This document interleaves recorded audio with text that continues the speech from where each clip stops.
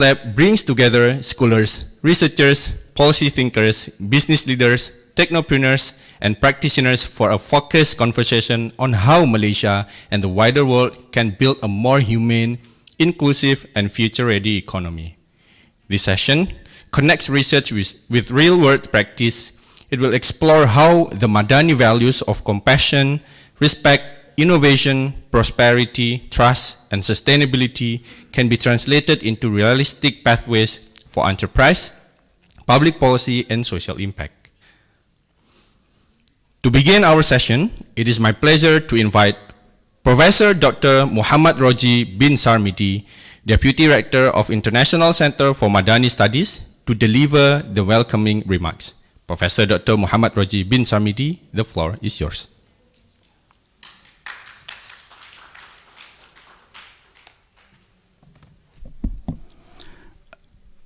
Assalamualaikum warahmatullahi wabarakatuh. Alhamdulillahirabbil alamin. Allahumma salli ala sayyidina Muhammad wa ala sayyidina Muhammad. Very good afternoon.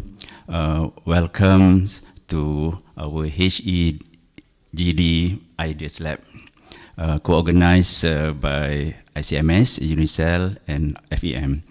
So welcome to our program. This program is geared towards understanding the wisdom of Madinah the 7th century and how actually we can translate into our modern life. So the focus of ICMS is developing corpus of knowledge based on Madinah, 7th century Madinah, and getting those wisdom and translate into our modern life. I think that is the main focus of Madani studies. So welcome to this exciting called Idea Labs, where we will have idea from the practitioners. And when we talk about the possible future of Malaysia, we have to go beyond the normal focusing on the technology, on the systems. I think what's more important is how to develop the mover, the transformer that is the professional. I think the professional need to have the right mindset, the right habits, and the right character to transform this noble idea. So inshallah, please do bear with us and sit back and relax and enjoy the presentation as discussion. So once again, we would like to welcome our guest of honor, Prof. Dr. Hassan, the Vice Chancellor of UNICEL, and Prof. Sidin, and other distinguished participants, so the presenter as well as the panelists. So thank you very much. Assalamualaikum warahmatullahi wabarakatuh.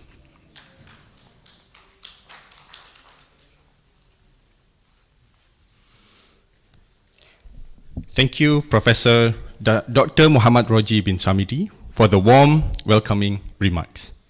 Ladies and gentlemen, we shall now proceed with the opening address. It is my pleasure to invite Professor Emeritus Insinyur Datuk Dr. Hassan Basri, Vice Chancellor, University Selangor, to deliver the opening address. Professor Emeritus Insinyur Datuk Dr. Hassan Basri, the floor is yours.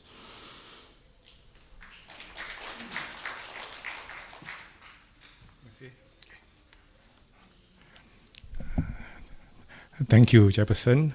Bismillahirrahmanirrahim. Assalamualaikum warahmatullahi wabarakatuh, and a very good afternoon. Distinguished guests, respected scholars, colleagues, industry leaders, practitioners, students, ladies and gentlemen. It gives me great pleasure to welcome all of you to this event, the HEGD Idea Lab 2026, organized in conjunction with the Humane Economy Global Discourse, or HEDG 2026. The theme of this gathering is Reclaiming Humanity for Shared Prosperity, is both timely and urgent. We are living in a period of profound transition. The world is being reshaped by technological acceleration, AI, demographic change, climate pressure, economic uncertainty, social fragmentation, and shifting values. These changes are not merely technical or economic, they are deeply human. They raise the fundamental questions about dignity, trust, justice, well-being, meaning, and the kind of future we wish to build. For Malaysia, this is an important moment. We are not only asking how to grow the economy, but how to ensure that growth remains humane. We are not only asking how to adopt technology, but how to ensure that technology serves human dignity. We are not only asking how to compete globally, but how to build a society rooted in values, knowledge, trust, and shared prosperity. This is where the idea of Madani studies becomes highly relevant. As indicated by Prof. Roji just now, we have established the International Center for Madani Studies. Madani should not be understood merely as a slogan or a policy expression. At its deeper level, Madani represents a civilizational aspiration. It calls for a society that is ethical, knowledgeable, compassionate, innovative, inclusive, prosperous, and sustainable.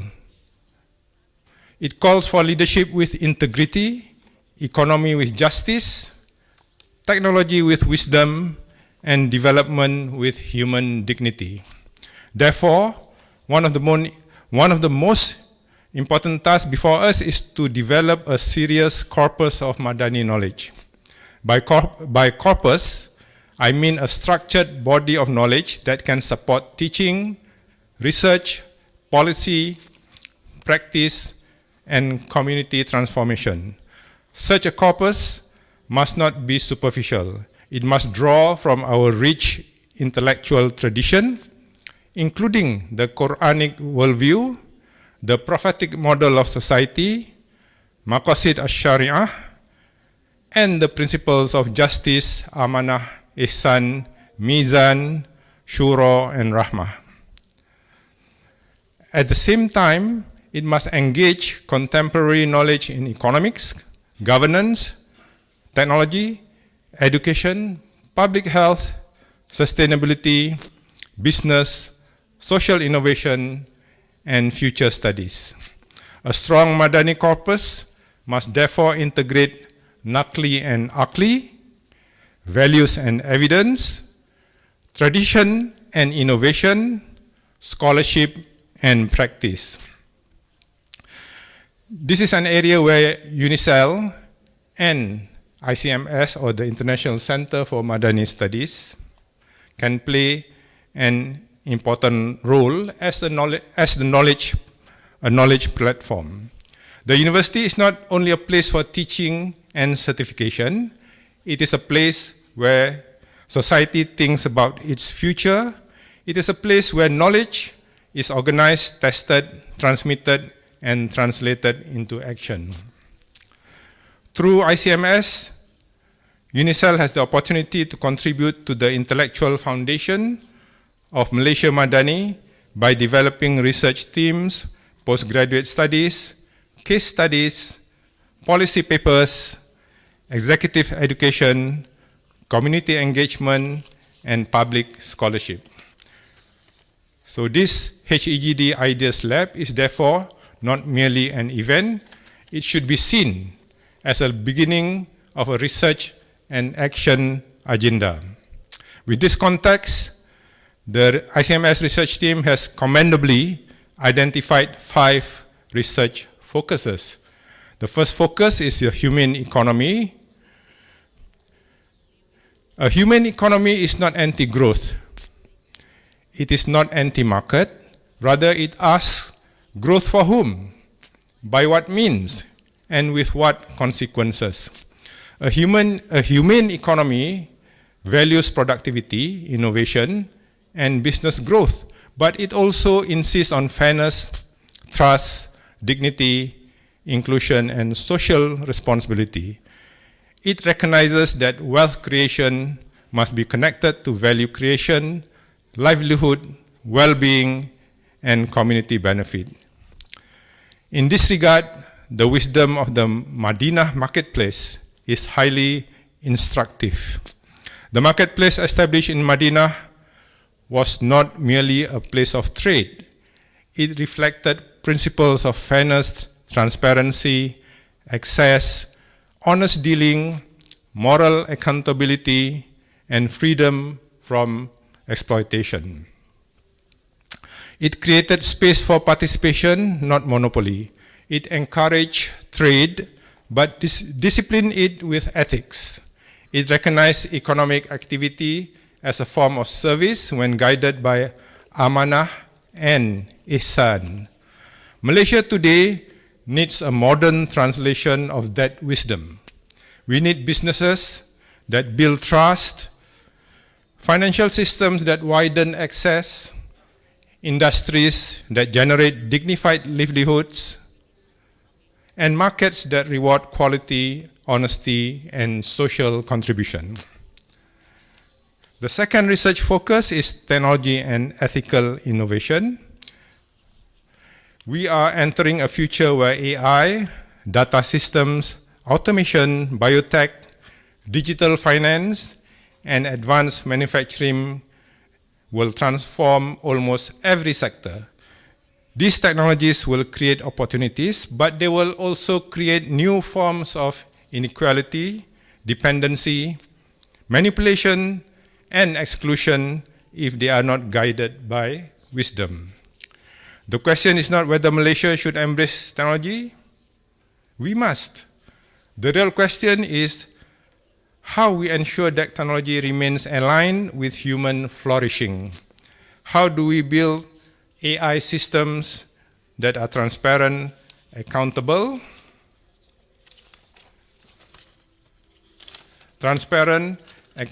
and beneficial? How do we use data for public good without violating privacy and dignity? How do we ensure that small businesses, rural communities, and young people are not left behind? How do we connect technological innovation with Malaysia Madani values?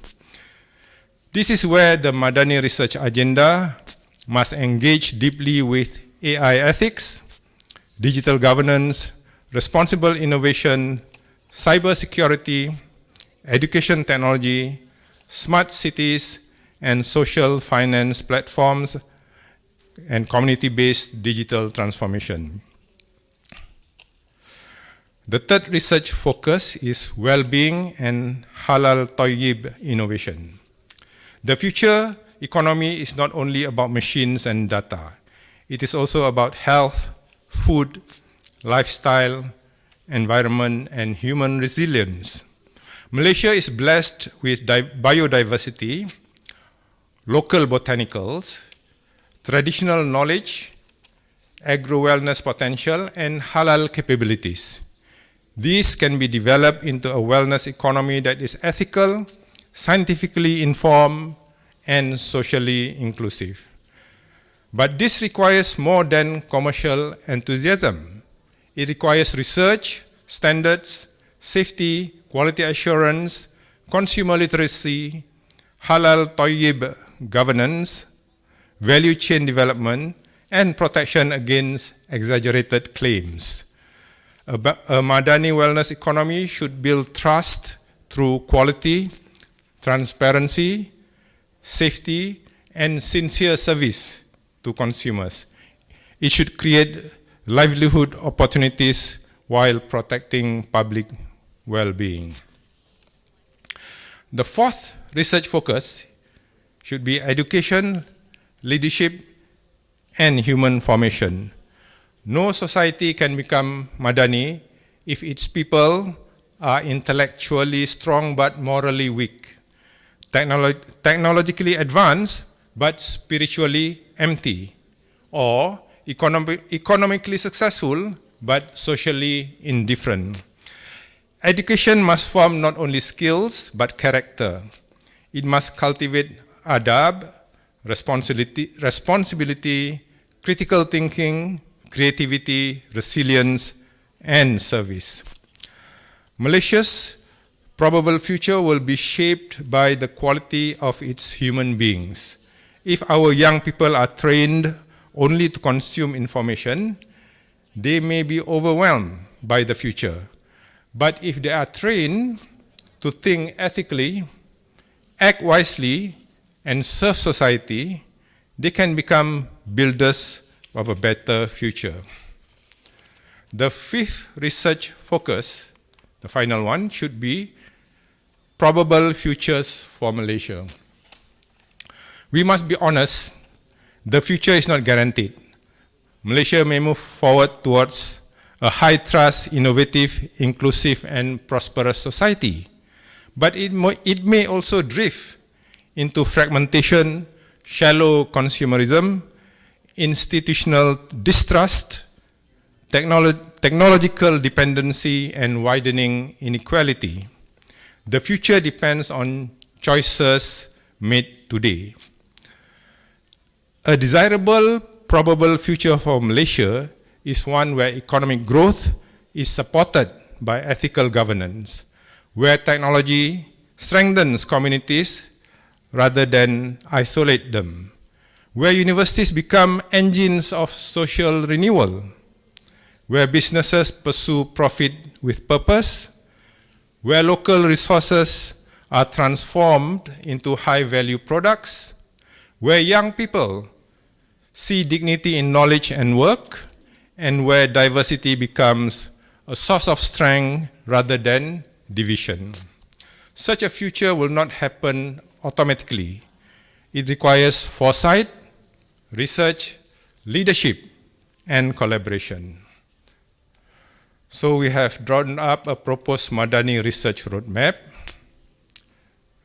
built around 7 clusters: 1, humane economy and shared prosperity; 2, technology, AI ethics, digital civilization; 3, halal toyib wellness, food security and sustainable livelihoods; 4, leadership, governance and institutional trust; 5, education, human development and value-based curriculum; 6, community resilience, social finance and inclusive development; and 7, future studies and Malaysia Madani scenarios. Each cluster should produce tangible outputs, that is postgraduate research topics, case studies, policy briefs, academic papers, executive programs, community pilots, and industry collaborations. In this way, Madani studies becomes not only a field of reflection, but a field of action. Ladies and gentlemen, the purpose of today's Idea Lab is precisely to connect these worlds, research and practice, scholars and entrepreneurs, technology and ethics, policy and lived experience. We need the wisdom of academics, but also the experience of practitioners. We need data and theory, but also stories of struggle, resilience, and trust building from the field. We need policy innovation. We need policy imagination, but also practical models that can be tested and scaled. I hope this session will generate not only good discussion, but a clear ICMS Unicell research and action agenda. Let us identify the key questions that require deeper study. Let us document the experiences and practitioners as case studies. Let us build partnerships between universities, industries, social institutions, and communities. Let us produce knowledge that is useful, ethical, and transformative. Ilman nafi'ah. In closing and conclusion, the task before us is both intellectual and moral. We must build a corpus of Madani studies that is rigorous enough for the university, relevant enough for society, and inspiring enough for the younger generation. May this HEGD Idea Lab become a modest but meaningful step towards that larger mission, to reclaim humanity, to strengthen trust, to guide technology with wisdom, to build an economy with dignity, and to advance shared prosperity for Malaysia and beyond. With that, I wish all participants a fruitful and meaningful session. Thank you. Wabillahi taufiq wal hidayah. Assalamualaikum warahmatullahi wabarakatuh.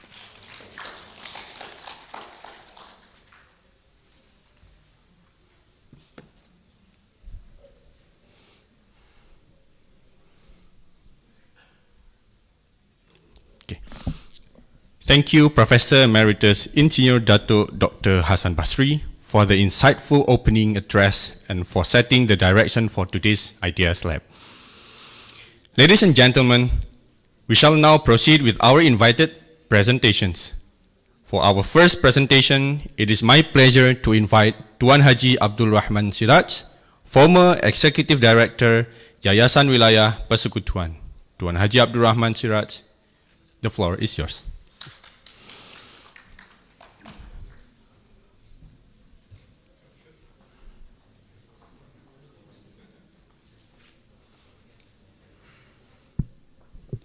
Bismillahirrahmanirrahim.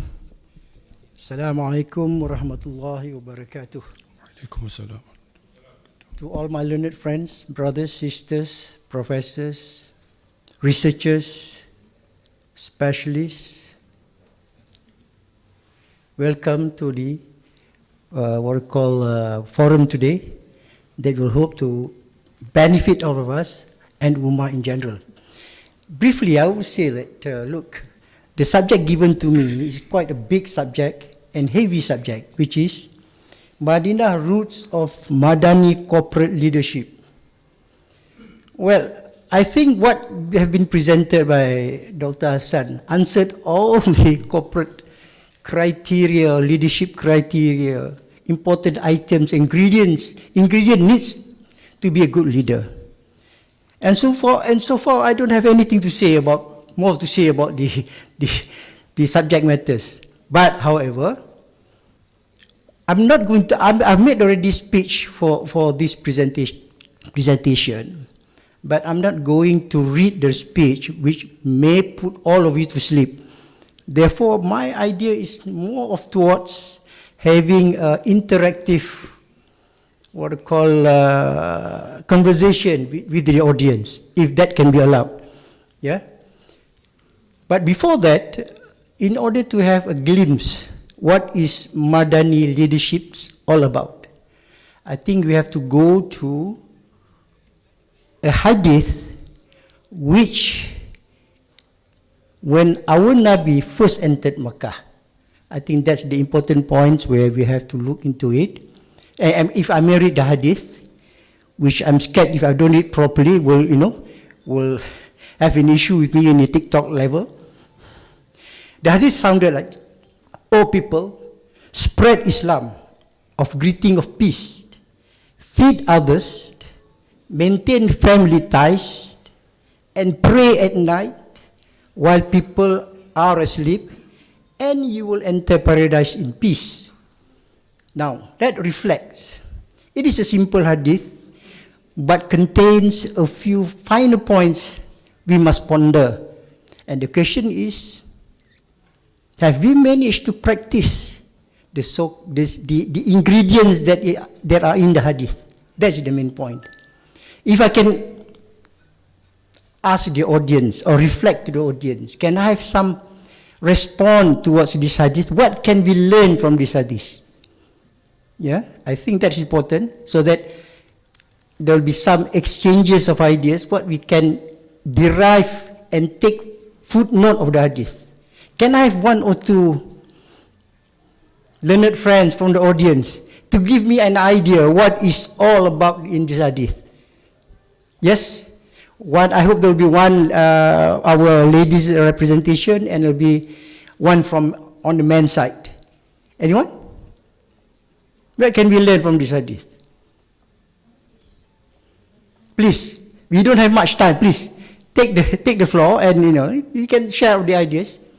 Yeah. If there is none, I think I just conclude in this way. There are a few final points that I must read aloud. One is, when Nabi entered Medina, you must remember that it is the first formation towards building a political and civilized society. The political part is very important. When you first enter into another country, which you are going to dominate into that area, the political message is very important. But what did Nabi say? What did Nabi say? Firstly, like I said, feed others, greeting salams. Yeah? Meaning what? He entered into a wilayah in which he will be going to be that leader. He proposes that salam to be spread, not the assalamualaikum part. Yeah? Not the assalamualaikum part which we greet among each other, which sometimes carry no values to us. Yeah? Preach salam. Meaning, what does it mean? Create a peaceful society among us. Try to create that kind of environment. Yeah? Between the Jews and the non-Muslim, among Muslim, among the two quarrel tribes in Medina, between the Makkahans and the Madinans.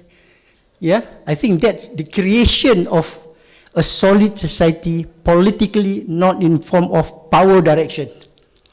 Okay? Secondly, we look at what? Feed others. What does it connote to?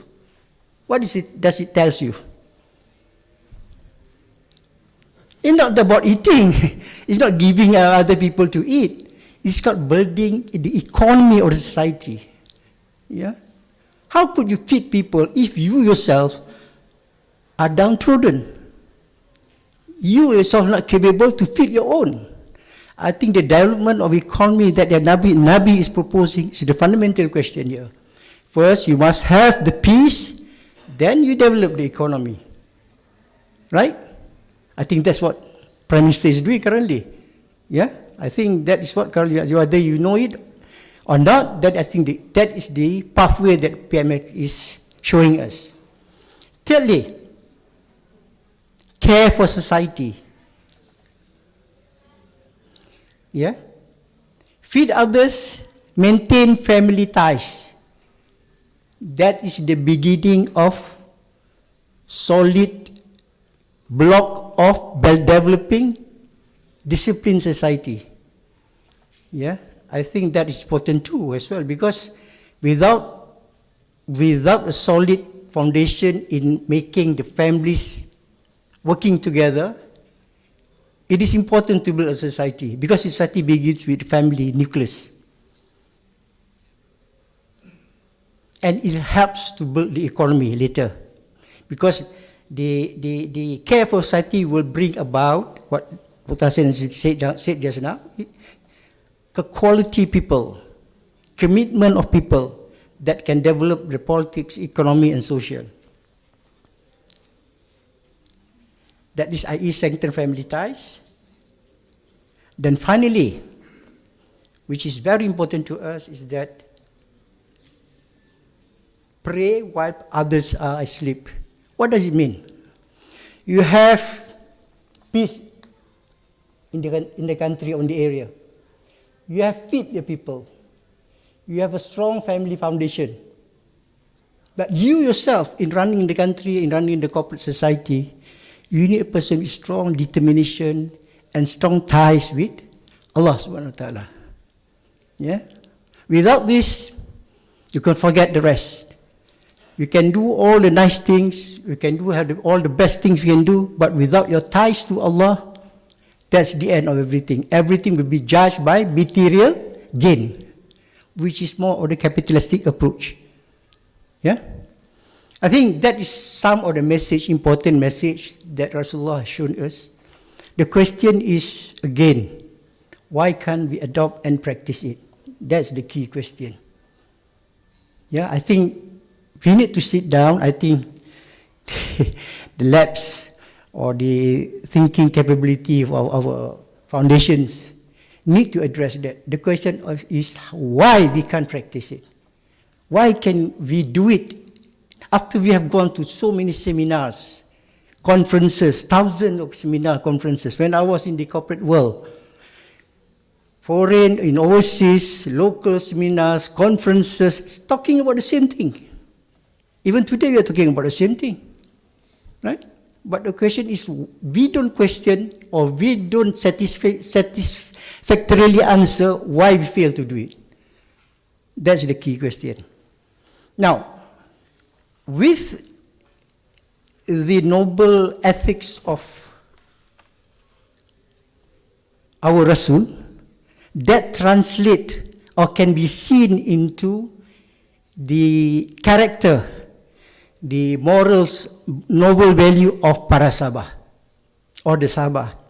Here I want to quote Abu Bakar and Osman, and Omar Talib. Omar Al-Khattab. Why is it important we look at it? Because they are the two most influential political leaders then, after Rasulullah. Okay? What did Abu Bakr say when he was first appointed as Khalifah? And I want to read it out, so that I won't be sidelined or misjudged by what he said. O people, I think you know all the hadiths. I've been appointed over you, though I'm not the best among you. Yeah, he's a leader. He says that to the people. Yeah? Though I'm not the best among you. If I do well, then help me. If I do wrong, then correct me. What does he say? Leaders is not prone to always in the right direction. It must be sometimes be corrected or be tegur lah. Truthfulness is a trust. Okay? Underline the word trust. It is very important in many cultures. Trust, or in the corporate world, trust is very important. Without trust, you can build corporate leadership, you can have corporate culture, you can have all those products, branding and all that. Without trust, it goes down to the drain. Truthfulness is a trust, and lying is betrayal. Okay? The weak among you is strong in my sight until I secure his rights. This is what Hassan put it, keadilan. Yeah? If Allah wills, the strong among you is the weak in my sight until I take from him what is due to others, if Allah wills. Obey me so long as I obey Allah and His Messenger. And if I disobey Allah and His Messenger, then you owe me no obedience. Yeah? This is a speech given to the citizens of a man with political powers, with controls over the society. Now, what is the takeaway? What we can learn from this simple speech, which is very profound to the development of noble characters in our leadership or in our leaders? What does it show you? Briefly, leadership is a trust. It's not a privilege. Yeah? It's a trust, it's not a privilege. Leaders are accountable and may be corrected. And we have learned this, even in the secular world, modern management, we have the same criteria. Yeah? We have internal controls built in the corporate world. We have auditors to monitor us. We have the board members to guide us. We have a management ESCO together with the CEO to work together and blend the company. But again, we fail to deliver. Justice applies equally to the weak and powerful. It's very, very difficult to see nowadays. I mean, as a, what we call, as an example to the society, which is not prevalent to this world today. Yeah? Justice applies equally to the weak and powerful. Truth and integrity are the foundation of governance. I think this is very true. Now, I have another 3 more minutes to go. I'm going straight away to what is the stumbling block of having all this? Yeah? What are the stumbling blocks? Why can't we practice it? Anyone from the floor? Just a simple answer. Why we fail to adopt the traditions, the noble character? Why do we fail? Briefly, I say like this. In my years in the corporate world, I've seen 2 major defects. While the corporate world, the secular world, encourages accountability, what we call transparency, and all that, all the wajibs in the management. Yeah? But again, what is the difference between them and us? We follow the same criteria, isn't it? Why we fail in the corporate world? Because what they are espousing to us is just living at that. There's no further, or there's nothing beyond that. What is lacking in our mind is that all this must be anchored to Iman, faith. We don't do that. In our, what we call, conferences, maybe training in Intan, or what have you. Have you ever talked about all these qualities equate to anchoring to Iman? No. If yes, you can tell me now. My experience, nil. We go through the same process, learning what is a good leader, what's the character of management, what should a board member do. We have minority board member watchdog and all that. But again, why we fail? In a Muslim corporate society, why we fail? Because, again, it is not anchored to Iman. We don't see Allah in our daily work, in our daily exchanges, in our daily transactions, in our daily life. We put Allah in a house, in a mosque, in Mecca, in Medina, that's it. When engaging society, when running the country, when running the corporate world, there's no Allah. I don't know whether you agree with me. That's about it. You got to reflect.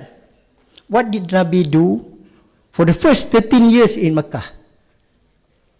Did he teach the Ummah on the halal, haram and all that? This I learned from the school of Tabligh when I was in Tabligh before, when I was in university. What did he do for the first 13 years? He propagated Iman, strengthening the Iman. Everything you do equates to in the hereafter. There is something you do here, you'll be answerable to Allah. That is lacking in our society. Because we compartmentalize. Allah is always in the mosque, in Medina, in Mecca, not in our daily levels of life. Yeah. In our transaction, people still tipu. Pecah amanah. And worse still, yang pecah amanah ni pun kadang-kadang NGO agama. Where does it go wrong? Kat mana kita miss di pengajaran Islam yang kita belajar selama ni? Kan? The diamonds that we hilang dalam pemikiran kita, dalam kaedah kita belajar. Kan? I think this is something that seriously need to be considered. Yeah, I think it must be part of our research center punya ni. It's not about theoretical management theories and all that. We know that, but the question is how to implement it, how to anchor it in your heart, and believe it. At the end of the day, you will be answerable to Allah. Yeah, I think that's what I observe in the corporate world of capitalistic world, and what we are supposed to do in the Muslim world. Yeah, okay. And I'm not going to do more about that. But, in some practical solutions, what we're going to do, what I'm suggesting is that perhaps it's about time for us to review our education, curriculum, both at the various levels. Kindergarten, primary, secondary, universities. Review in the sense not making the topics of good leadership as a topic, but it is a blood of running a good Muslim. It is in your blood running. Yeah? It's not part of your organs, but it's in the blood that runs the organ. Yeah? Maybe it's up to the government now to come up with a framework, a blueprint, how to achieve this, with the help of academicians, researchers, specialists, and all that. Okay? And perhaps I've already prepared about 40-page kind of prosperity shared value, which I'm going to pass it to the organizer. Perhaps we can all read it, share it, and perhaps make research on it. Okay? And I feel very strongly that it's about time for us to forget about these conferences. At the end of the day, all the conferences paper will be kept in the dust, kept in the cupboard, covered with dust, nothing, no action, no nothing. I think it's about time for us to act, put up a blueprint, workable time frame, the KPIs, what we're going to do for the next futures. Yeah, I think that's about it. And in my shared prosperity proposal, I also put up a recommendation that in the economics form, let's see what gold can do to assist our economic system. Because Rasulullah has always said that gold is the medium of exchange if we want to support our economy. Then the question is why we fail to do so, even in this minor, small aspect in our life. I think we have to look at that. Yeah, we have to look at that. And there are people in YAPIM here and some other organization, I think you being one of the holders of gold stocks, please look into it. How can we benefit from gold that we are holding at the moment? I think, thank you very much for your attention and your keen hearing. And mudah-mudahan, saya doa, mudah-mudahan insyaAllah, paper yang saya akan buat ni, new framework for shared prosperity boleh dihadamkan. Perhaps can do some research on that. Most importantly, you have a lab, you have pilot projects, a society that we can form. Do it then and test it on site. Yeah? Forget about much of the theory work. You must do it now. We don't have much time to catch. Sekian, insyaAllah, Alhamdulillah. Terima kasih. Assalamualaikum warahmatullahi wabarakatuh. Terima kasih banyak. Waalaikumsalam.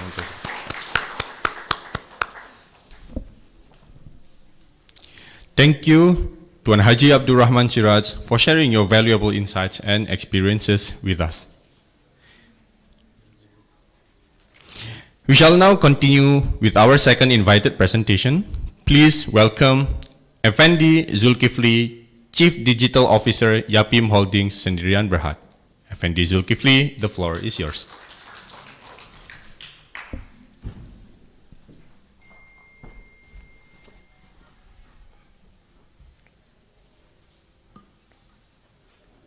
Bismillahirrahmanirrahim. Assalamualaikum to everyone. Alhamdulillah, we have a very wonderful and awesome sessions. Thank you to HEGD, UNICEF, for having these powerful and powerful sessions on this topic. Today, I would like to present my topic on AI and resilient community-based renewable improvement that will be related to human economy. And next slide. Please allow me to a little bit about myself. Basically, I had my research studies on the tech, AI, and big data in Frankfurt School of Finance Management, where I need to learn 18 skills to ensure that I sharpen my skills on AI, big data, and blockchain. Next. And these are my book publications that I use to teach and also represent to my students all around the world. Next. And this is my latest book. Last year was, announced at PWTC as well, talking about ethical AI, because a lot of people talking about ethical AI, but nobody yet talk about Makasit plus ethical AI. Next. And Alhamdulillah, along my journey, I already passed, I think I did research, presented my 20 years in corporate world, 8 years in academic world, I can say that as part of the teaching as well involved. I passed already 10,000 hours teaching related to AI, blockchain, digital. AZ, Afrika, and also Kutub Utara dia yang tak pergi-pergi lagi, tak ada chance lagi. Tapi from this experience, I think I had a clear vision on how to adapt on this kind of technology. And Alhamdulillah, I'm also part of one of the candidates for PhD under ICMS Unicel. Thank you to ICMS Unicel to choose me and give me opportunity to do my PhD, to transfer all the informations, all the experience into the parameter of academician, inshallah. Next. And now we are talking to the right away to my presentations on my paper. Basically, we want to talk about how we can cater this kind of challenges in our country, where we have this kind of problems of cost of living, youth employability, misinformation, trust deficit, and digital divide. And I can see that under the cluster 2 that mentioned by Prof. Dato' Hassan just now, it's very important to understand, because people talk about AI, but at the end, we are talking a lot on powerful AI, great AI. But the most important thing, how we can design the AI to be trusted. And at the end, rather than talking about AI, we need to understand that HI is more important, human intelligence. Okay, next. And this is very important to say that we are not talking about actually AI could replace, because AI could never replace compassion. AI don't have soul, but we need to decide and guide the AI to be properly with trusted and responsible manner. Next. And when we talk about AI, it's not the destination, because human will design, human will flourish it, and of course, we want to use AI to foster inclusivity, foster the resilient communities, and to build trusted institutions. And at the end, we need to require a responsible framework. Because of that, I'm doing now my PhD in Unicel to create the frameworks properly to ensure that we have the proper AI governance into the country. It's a very less kind of this kind of research. Next. So this is actually my framework already designed, and I proposed to ICMS Unicel, and Alhamdulillah, ICMS accepted this kind of proposal to do this framework, where I put element of maqasid on protecting faiths and moral order. A lot of people, right, our kids, maybe our chuchu, use ChatGPT, right, to answer the question. And at the end, we need to be concerned that the future generation will outsource their brain, their mind to the AI to do for the decision. It's a very dangerous actually, because when I for my first degree, right, 20 years back, we still need to read book, go to the library, right? But at the end now, today is quite different. People use AI to do research, to do some sort of, we are not avoiding AI, but how we can guide AI properly, because we need to ensure this framework to protect the faith, protect the nafs, protect the akal, protect the family and dignity. This is a very important guidelines framework that I believe can be a very important and crucial framework on how we can design ethical statecraft in the age of AI. Next. And I'm putting the name of AMNA, AI Market Nation Investment, where we want to cater these 6 elements on reliability, fairness, transparency, and to be a guideline, principles to ensure the safe, ethical, and responsible AI. Next. And also, this is very important architecture foundation of trust, because a lot of applications of AI, but we are not so much care and understand on how we can bring this kind of architecture. But in terms of Madani, and I believe that it's a very crucial to understand that the Madani framework is very is related, can be related to what we are doing right now, where when we talk about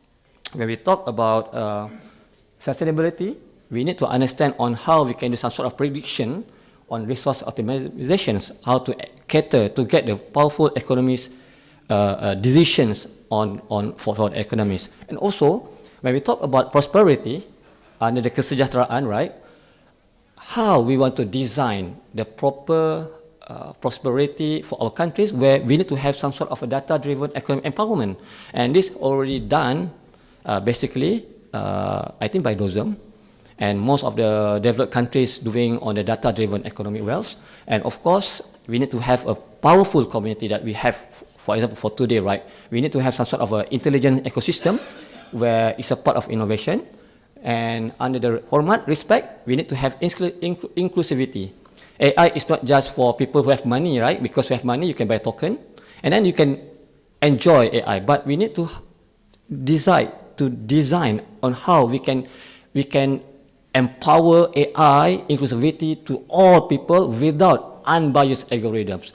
Because I did some research in the worldwide, right? When we HR, for example, use AI to filter the employers, certain problems in AI, they have some sort of unbiased algorithm. For example, people with white skin, people from this kind of cities, will have more advantage. Because why? AI is about garbage in, garbage out, right? If you don't understand this kind of mechanisms of, because I also involved in LLM development before this, with other companies before I joined Yapim. So very important to understand this kind of guidelines. And again, we need also to bring trust, keyakinan on the rigorous AI governance and auditing. A lot of problems happen now in AI solution as well, and focusing on hyper-targeted social assistance or the compassion. Next. This is the thing that we need to understand. Basically, until now, we don't have yet really guidelines on AI. We just use PDPA, personal data, personal information, but we don't have this kind of things. National Institute of, they do something like risk management in USA, and this kind of OECD principles, ISO already done in overseas, in UK, but not yet in Malaysia. It's very important to have this kind of framework and be implemented in Malaysia. Next. And I'm putting something like how we can do some differentiation of the traditional institutions. We need to have some sort of, before this is just a reactive interventions, we need to have predictive interventions or mappings in advance. We need to have a real-time community intelligence. I will show after this what actually the meaning of real-time community intelligence by having some sort of AI-driven safety community. We need to have some sort of hyper-personalized assistant to help our organization, personal things, by having AI, and of course, the wide ecosystem on collaborative innovation is very important. It's across industries, mechanisms of research and innovation. Next. We need to have this. When we have community intelligence, we need to have some sort of actionable insights where we want to cater on the community well-being. And of course, government data is very important to be part, to create this kind of a community intelligence. Next. And how the measurables of the community impact on the health, safety, on the financial inclusion, social welfare is very important, and we need to have some sort of economic empowerment by having data-driven SME support, because most of SMEs still have using manually including my organization as well. We want to empower with the data-driven SME support. Next. And this is what actually we have now in the YAPIM institution. We want to create. I'm helping YAPIM as well to be part on digital evolution, where we want to have some sort of predictive beneficiary targeting, digital trust governance, and focusing on AI-powered donation intelligence. Tuan Haji Rahman mentioned that about a lot of issues now, right? Because of no integrity in terms of donation. We want to be a national part of national agenda to prove that by having this kind of integrity trust on the donation platform as well. And we are creating DIP, Donation Intelligence Platform now, under my team to develop this kind of solution. Next.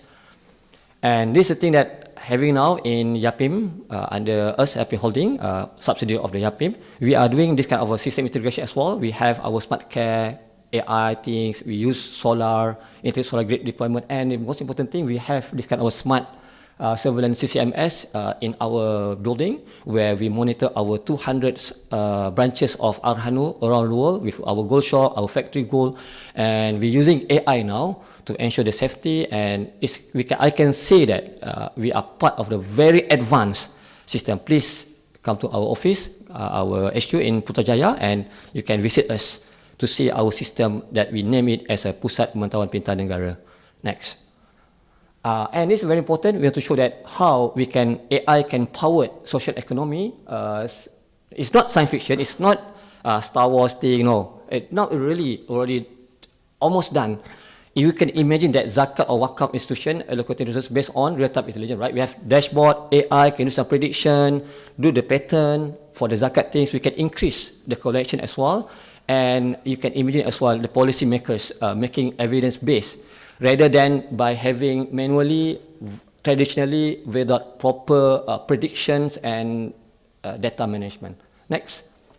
And this thing that I think we believe that shared prosperity, public good, Malaysia Madani will cater universities, corporate, communities, technical partners, NGOs, government that already mentioned by our VC just now. And then, basically, this is not officially YAPIM vision. This is actually my proposal, my suggestion to the YAPIM basically, because last year I was in Saudi Arabia working there. They have Saudi Vision 2030. I just learned from them, and we can design on how YAPIM can go for this kind of blueprint to realizing Malaysia Madani on AI-enabled philanthropy. We create now in the progress on the donation intelligence platform.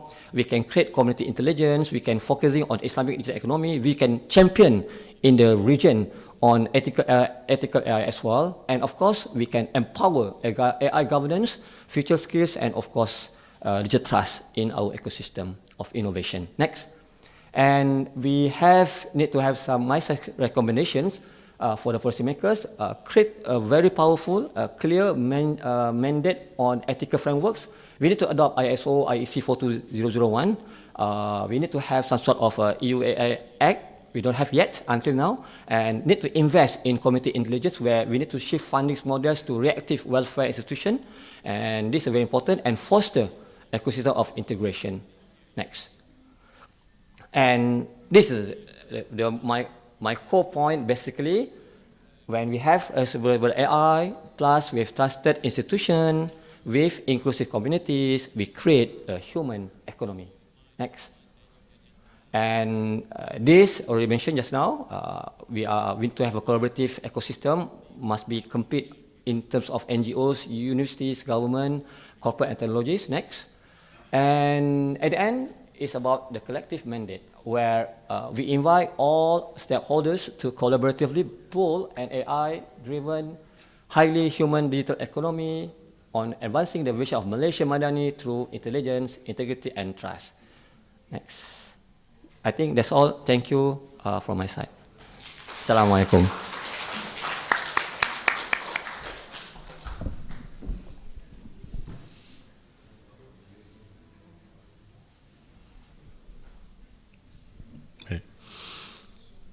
Thank you, Mr. Effendi Zulkifli, for the engaging and insightful presentation. For our third and final invited presentation, it is my pleasure to invite Professor Dr. Muhammad Sidin Ahmad Ishaq, Director, Institut Pemikiran dan Kepemimpinan Siddiq Fadil, University Selangor. Professor Dr. Muhammad Sidin Ahmad Ishaq, the floor is yours.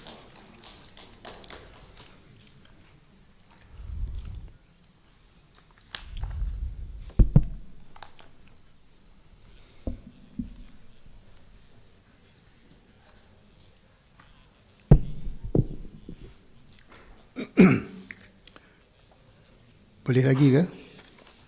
Masih boleh terus? Senyap aja semua ya. Bismillahirrahmanirrahim. Terima kasih saudara pengerusi, distinguished guest, ladies and gentlemen.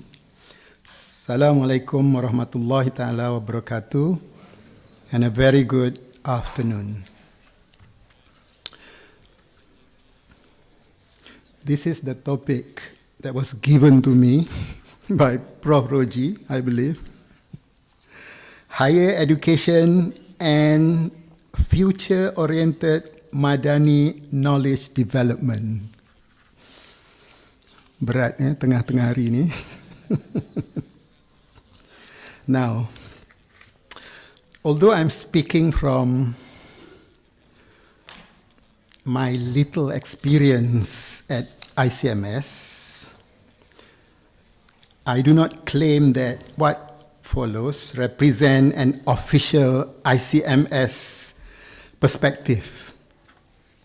Rather, these are my own reflections on how institutions such as ICMS might contribute to the future development of Madani studies.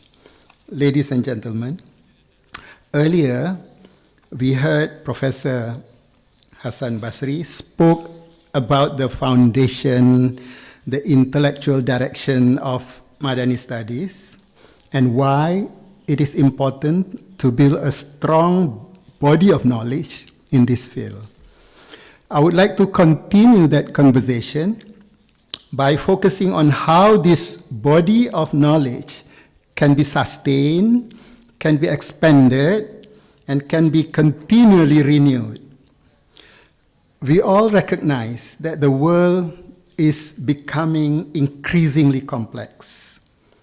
Challenges such as artificial intelligence, climate change, demographic change, and geopolitical uncertainty are interconnected and cannot be addressed by any single discipline alone. They require knowledge that is integrated, ethically grounded, and relevant to the future. From our perspective, this means universities must do more than educate students to produce research. They must also strengthen their capacity to generate, to integrate, to apply knowledge that helps society respond to emerging challenges. The question then is not simply how to produce more knowledge, but how to ensure that knowledge continues to grow, to evolve, to remain relevant over time. I would suggest that building a knowledge corpus alone is not enough. We must also build the knowledge capacity that sustains us. So this brings me to the idea of knowledge capacity. Now, building a strong knowledge corpus for Madani studies is, of course, very essential, but a knowledge corpus does not develop on its own. It is created by scholars, by universities, sustained by universities, enriched through interdisciplinary collaboration, and supported by very vibrant culture of research and inquiry. In other words, building a knowledge corpus is important, but we must also build knowledge capacity. So the future of Madani studies, therefore, depends not only on what we know, but also our ability to generate, to integrate, and to apply new knowledge for the benefit of society. Now, the table, as you can see, it shows that a knowledge corpus focuses on the body of knowledge we have accumulated, our publication, theories, evidence, and so on. So knowledge capacities, on the other hand, focuses on our ability to generate, integrate, and apply new knowledge through capable scholars, through strong institutions, and through a vibrant research culture.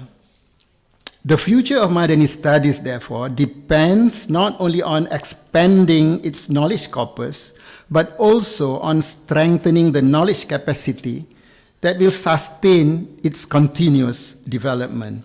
This naturally leads to another important question: what exactly we are building knowledge capacity for?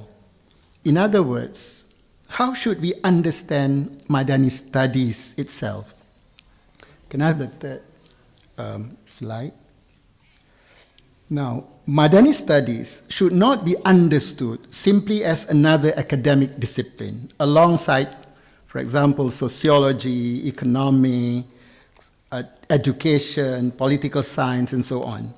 So the challenge today is not a shortage of discipline, but the fragmentation of knowledge. Instead, Madani studies can be understood as civilizational knowledge framework rather than simply another academic discipline. Importantly, it is not a framework for conducting individual research projects. Researchers already know how to conduct rigorous research within their respective discipline. Madani studies is a framework for organizing the production, the integration, and application of knowledge across disciplines so that universities can collectively address major societal challenges and contribute to long-term human well-being. Its purpose, therefore, is not to replace existing discipline, but to provide a shared framework that connects them around common societal challenges and a common civilizational purpose. So next slide. Around the world, many universities already offer interdisciplinary fields such as civilizational studies, global studies, sustainability studies, peace and conflict studies, development studies, public policy, human rights studies, and future studies. These fields share a common concern with understanding contemporary challenges and improving society. Madani studies belongs to this broader tradition of interdisciplinary scholarship while offering its own distinctive civilizational and value-based perspective.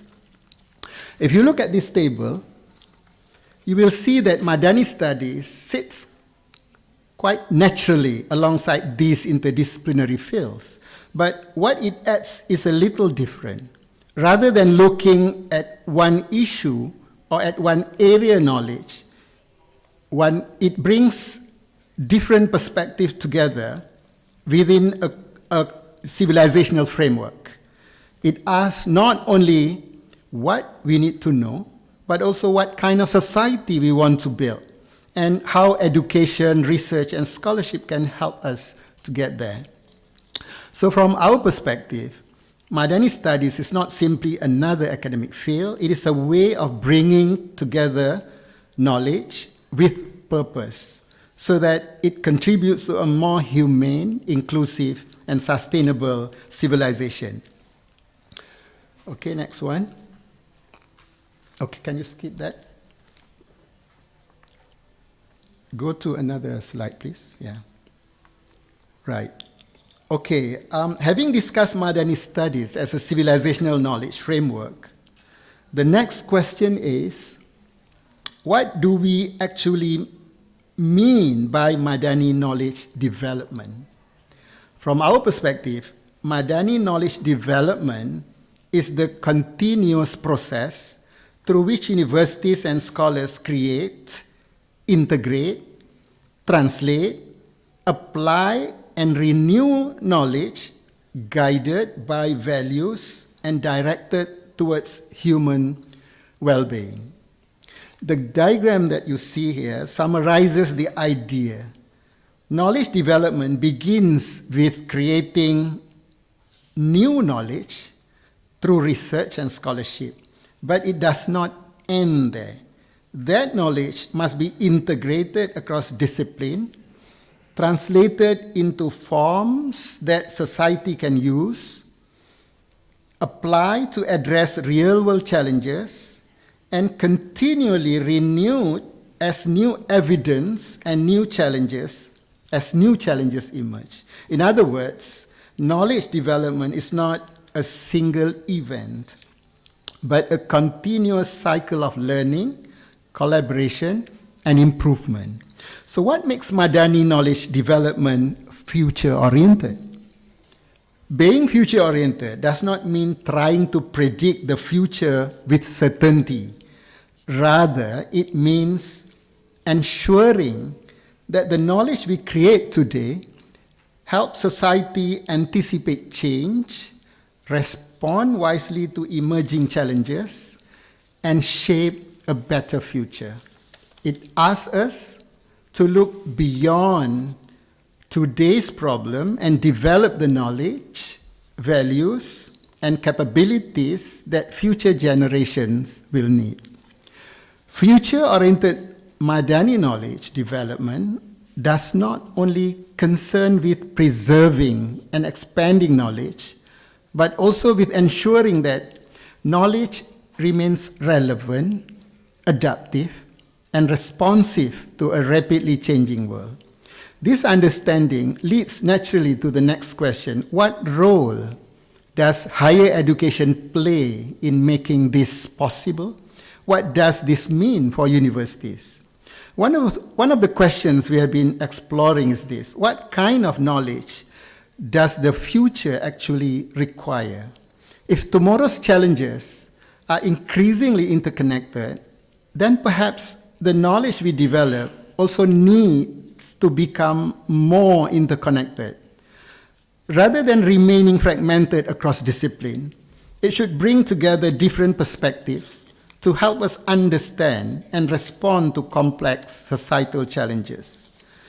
We also believe that future-oriented knowledge should be firmly grounded in evidence, while recognizing that evidence alone is not enough without ethical judgment and social responsibility. Ultimately, scientific and technological advances matter because of the difference they make to people's lives and to society.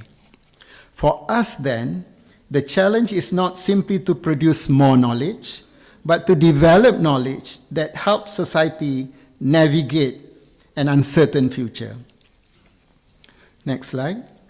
Academic excellence remains fundamental, of course, and rigorous scholarship will always be the foundation of good research, and that should never change. But alongside the traditional measures of success, we might also ask, why does this research matter? Who will benefit from it? What future challenge might it help address? These questions do not replace academic rigor. Rather, they encourage us to think about rigorous research, how rigorous research can also make a meaningful contribution to society. That is why developing future researchers is equally very important. Beyond disciplinary expertise, we should nurture scholars who can connect ideas across discipline, work collaboratively, and translate knowledge into solutions that benefit society. Ultimately, research achieves its greatest value where it combines academic excellence and societal significance. But the question is, universities are already doing interdisciplinary research, community engagement, knowledge transfer, impact assessment, and research for SDGs. So what exactly does Madani Studies add? We agree that many universities are already moving towards this direction. Madani Studies does not claim to have invented these ideas. What it seeks is to bring them together within a coherent civilizational knowledge framework. Instead of treating interdisciplinarity, ethics, sustainability, and societal impact as separate initiatives, Madani Studies asks how they can be organized around a common purpose, developing knowledge that contributes to a humane, inclusive, and sustainable civilization. In other words, the difference is not simply in the activities we undertake, but in the framework that connects and gives direction to those activities. This naturally raises the next question. If Madani Studies provides a framework for organizing research, what might that actually look like in practice? Put simply, what kinds of research questions should such a framework encourage? If Madani Studies, is to become more than a conceptual framework, it must shape the questions we choose to investigate. Rather than organizing research solely around traditional disciplines, we propose organizing it around major societal and civilizational challenges viewed through a Madani knowledge framework. These include areas such as ethical governance, humane economic development, education and knowledge culture, responsible technology and artificial intelligence, environmental stewardship, social cohesion, inter-civilizational dialogue, and future studies for public policy. Although these appear to be different fields, they are united by a common purpose: to generate knowledge that is interdisciplinary, ethically grounded, and directed towards human dignity, justice, and sustainable civilizational development. We do not suggest that ICMS can address these challenges on its own. Rather, we hope to provide a platform where scholars from different disciplines can collaborate, integrate the expertise, and gradually strengthen the knowledge capacity needed for Madani Studies to mature as a field of civilizational inquiry. And finally, this research agenda is only one expression of a much larger ambition to build the knowledge capacity that will enable universities to contribute to the long-term advancement of society and civilization. So as a closing reflection, let me conclude by returning to where I began. Building a body of knowledge must go hand in hand with building the capacity to generate it. Universities are not simply repositories of knowledge. They are the institutions that create it, sustain it, and pass it on to future generations. That is why I've suggested viewing Madani Studies not simply as another academic discipline, but as a civilizational knowledge framework, one that helps us organize, integrate, and apply knowledge across disciplines in response to the complex challenges of our time. And ultimately, the challenge is not simply to produce more knowledge, but to develop knowledge that helps society navigate the future wisely. That, I believe, is the essence of future-oriented Madani knowledge development. So with that, thank you very much. Assalamu alaikum warahmatullahi ta'ala wabarakatuh.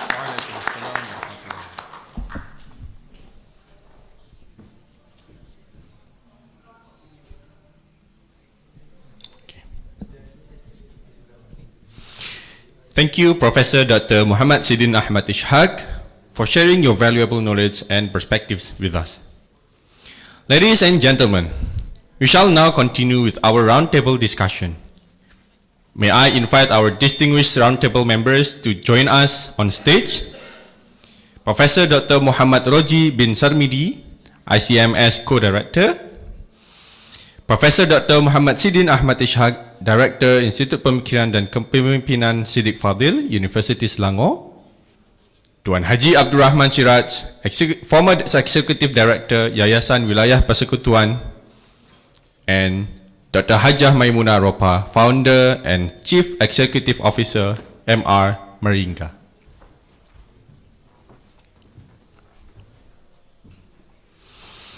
Ladies and gentlemen, please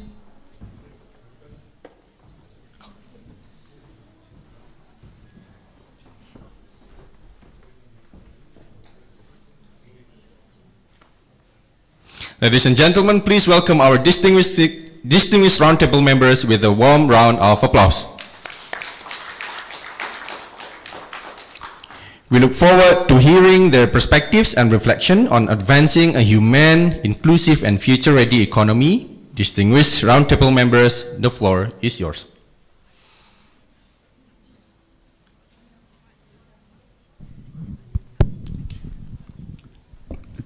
Assalamualaikum warahmatullahi wabarakatuh, and very good afternoon. Thank you. Alhamdulillah, we have deliberated on the invited speakers sessions. So let's move on to another session we call roundtable discussion, focusing on the plausible desired Malaysian future. I think that's the topic that we're going to dwell on. We have listened to the importance of technology, knowledge, and also we have listened to the culture.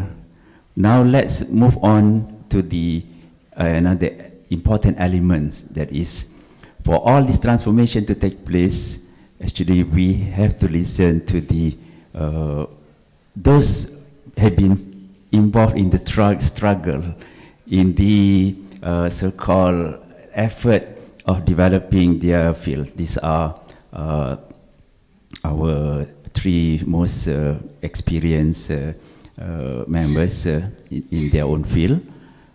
We have on my right, on my left, Tuan Haji Abdul Rahman Siraj, been introduced before, and to the Prof. Muhammad Sidin, and we have our entrepreneur, Dr. Hajah Maimunah Ropa from, or we call it Mr. MR Meringga from Terengganu. So to start off, let's just listen to our the foresights, or the what do you foresee the best scenario for Malaysia in this in the coming years, based on your field, your thought, just to give us excitement to our discussion this afternoon. What do you foresee in this? Tuan Haji first. Assalamualaikum warahmatullahi wabarakatuh. It's a big topic. Kita cakap bahasa Malaysia lah. Ni apa ni, tajuk ni besar.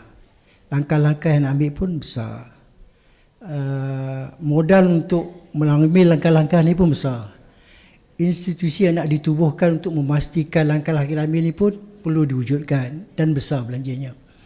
Ginilah, masa akan datang, syarikat ataupun corporate world atau economy is very much different from what it is today. Ya, apa yang berbeza hari ini akan datang, wallahu alam what will happen. Dari segi pembangunan manusia pun kita akan melihat robot, AI akan mengambil alih tempat untuk kerja-kerja yang penting. Saya pernah bercakap dengan doktor masa saya di IJN. Even cardiologist dengan surgeon pun pada satu masa akan datang, akan diambil alih oleh robot. Okay? Bukan tak perlu kardiologi ataupun surgeon lagi, perlu. Tapi cumanya bilangan tu tak penting, tak begitu banyak lagi dah. Kalau di IJN dulu, satu hari kita boleh buat pembedahan, kita ada 6 operating theatre, mungkin 12 operation surgery, bukan cardiologist yang buat pembedahan jantung. Mungkin satu hari 12 orang je. Tapi akan datang mungkin beratus boleh dibuat. Because semasa saya di sana, kebangsaan negeri syarikat Mat Saleh ni, dia dah mula membeli data daripada IJN tentang profil pesakit-pesakit di IJN. Pesakit-pesakit di IJN. Dia nak tahu profil pesakit ni macam mana. Orang Malaysia ke, orang Malaysia, orang Cina, Melayu, India ni, profil macam mana penyakit dia. Dia dah beli dah. So what they do is that, to take their profile, they input it into their robotic or AI application and whatnot. Sooner or later, surgery will be done by robot. Very precise. Contoh macam kita buat kereta. Sebahagian besar ni dah boleh dibuat oleh robot di Kelang. Okay? Bukan kita tak ada perlukan engineer, kita perlu tapi berkurang. Tapi maksudnya kalau kita boleh bertahan dari segi adab macam Prof sebut tadi, adab knowledge tadi kan, kita pastikan knowledge itu remain human, integrated, insya-Allah kita terkawal.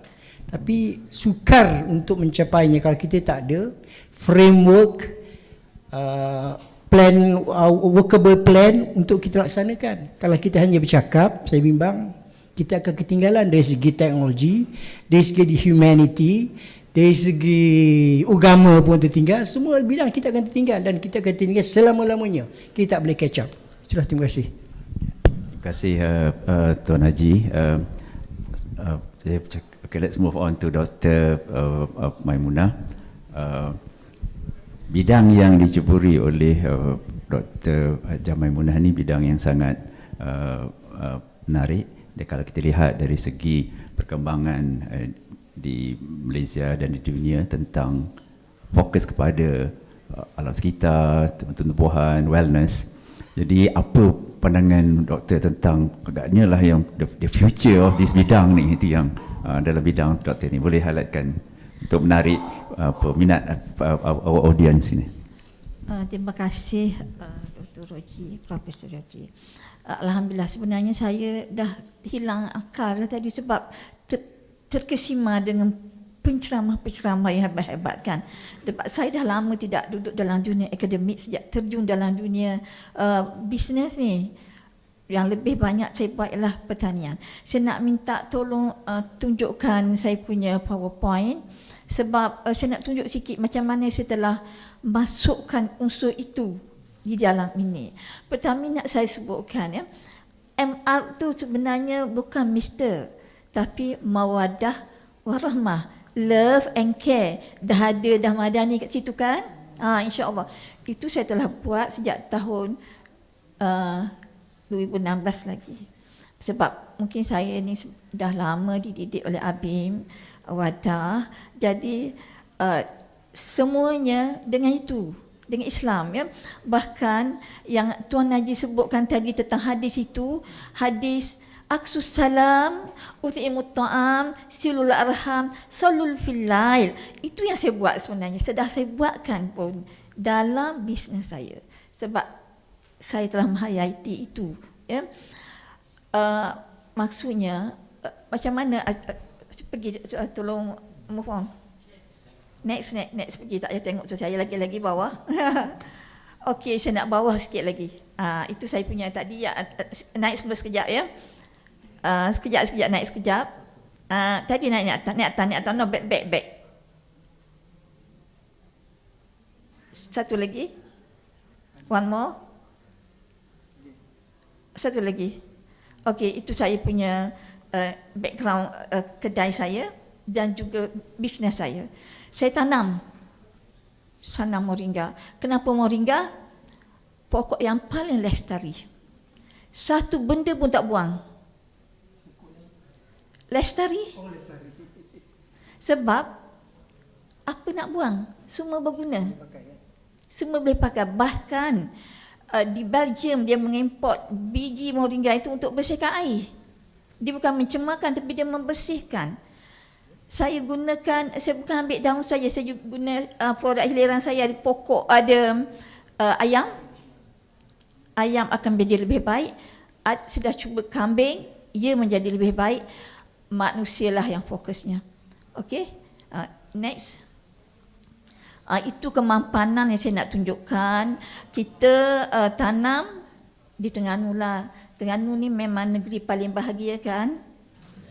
Tapi bila kita tengok tempat yang paling bahagia ialah di tempat yang paling miskin, iaitu di Marang dan juga dengan Setiu. Jadi pun saya pelik macam mana jadi kajian kebahagiaan itu ya. Okey. Kami juga bukan setakat tanam sendiri. Kami juga mengambil pokoknya daripada masyarakat. Kami galakkan masyarakat. Sangat-sangat menggalakkan sebab nak bawa mereka keluar daripada kemiskinan. Kan kalau kita ingat, saya belajar ekonomi dulu tahun 70-an, 74, saya masuk 78 di Universiti Melaya. Dia sebut crime poverty circle. Kenapa crime poverty circle? Pusingan ganas kemiskinan. Apa keganasannya? Memang sangat-sangat banyak keganasannya. Ni semasa duduk tunggu kat sini pun berderet panggilan telefon saya dapat sebab nak minta duit. Dah beri hari ni, esok minta lagi, esok minta lagi. Ya. Okey, saya selalu beri makanan hasil daripada perniagaan saya. Akhirnya saya sedar, saya tak boleh beri saja. Saya kena beri ilmu. Akhirnya setiap pertemuan saya akan beri ilmu. Sebab nak keluarkan mereka daripada kemiskinan bukan dengan memberi makan tetapi mengubah sikap dia balik kepada ayat yang pertama, Iqra. Tapi itu belum berlaku. Sikit lagi teruskan. Terus kemampanan, kesejahteraan. Memang moringa ni terbaik untuk semua orang.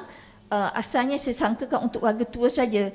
Untuk rupanya dia sangat baik untuk ibu mengandung, ibu menyusu, orang sihat ke orang sakit ke, untuk, dan yang terakhir saya buat kajian dengan UKM untuk mengelak nyanyuk atau Alzheimer. Okey, saya dah buat kajian dengan UTM untuk elak kecil manis dan juga go out. Okay. Dan ada banyak lagi universiti-universiti sedang berkolaborasi dengan kami, termasuklah kami pernah buat kerjasama dengan yang Wan Yasimah sebut Universiti Melaya dan Universiti Semarang di Semarang. Okey, alhamdulillah. Next. Okey, itu di antara produk-produk kami. Sebahagiannya dan banyak lagi sedang dalam proses nak buat. Dan insya-Allah patutnya bulan ni dah mula kilang kami sendiri. InsyaAllah. Okey, teruskan. Inilah bab meraihkan orang. Saya buat sentiasa bersama dengan masyarakat. Ambil tanam mereka. Moringa inilah sejenis pokok sosial. Dia pelik sikit. Kalau kita tanam dekat kebun kan, macam-macam hal lah. Panjir lah, terbantuklah tanah keras lah. Tapi kalau kita tanam dekat rumah, dia subur. Sebab tu dinamakan pokok sosial. Dia macam juga pokok kelapa yang tak berapa suka nak berbuah bila di dekat kebun, tapi dekat rumah keliling dia akan suka berbuah. Okay. Teruskan. Okey, itu keyakinan yang saya nak sebutkan sini. Kami semua ada CCJ yang diperlukan ya. Next. Dan ini ihsan kami. Kami selalunya bekerjasama dengan Selwa sebab saya juga ialah pengurusi Selwa Terengganu bertahun-tahun. Cuma berbezanya dengan sebelum-sebelum ini, saya hanya memberi makanan. Sejak COVID, kadang-kadang saya habis berbelas ribu sebulan untuk beri makanan ke mereka. Mula saya sedar, saya macam insaflah saya. Tidak ada ertinya kita memberi makanan tanpa memberi ilmu. So balik kepada ilmu. Terima kasih. Assalamualaikum warahmatullahi wabarakatuh. Terima kasih Dr. Hajar tentang apa doktor belum cerita lagi apa future tadi tu, belum lagi, tapi apalah selepas ni. Ini baru struggle sharing yang okey. Kita balik kepada Prof Muhammad Sidin tentang apa gagasan bila kita bincang tentang pengajian tinggi ni. What do you foresee future ni, tadi ada dengar daripada Tuan Haji tentang gagasan pendidikan yang perlu diketengahkan sebagai contoh, dan juga yang Prof ketengahkan. What do you foresee that for the near future in Malaysia? Saya Terima kasih. sebab terkesima dengan Puan Maimunah ni. Jadi saya pun hilang apa yang nak dicakapkan. Okey, tapi tak apalah. Apa yang kita foresee, sebenarnya apa yang kita aspire bagi saya ni ialah satu perkara yang sebab aset yang sangat penting ya sebenarnya bagi saya dalam konteks apa yang saya bincangkan tadi ialah untuk bukan negara yang sekadar negara yang KDNK-nya tinggi atau teknologi tetapi aset yang saya fikir sangat penting ialah integriti. So jadi saya aspire itu sebenarnya ke arah sebuah negara yang mempunyai atau masyarakat yang berintegriti ya. Sebab kalau tidak ada integriti, saya fikir memang mungkin sangat susah untuk kita move forward lah ya. Sebab tidak ada kepercayaan. Kalau tidak ada kepercayaan, dasar-dasar tidak akan dilaksanakan. Kalau tidak ada kepercayaan, kemajuan tidak akan berkekalan ya.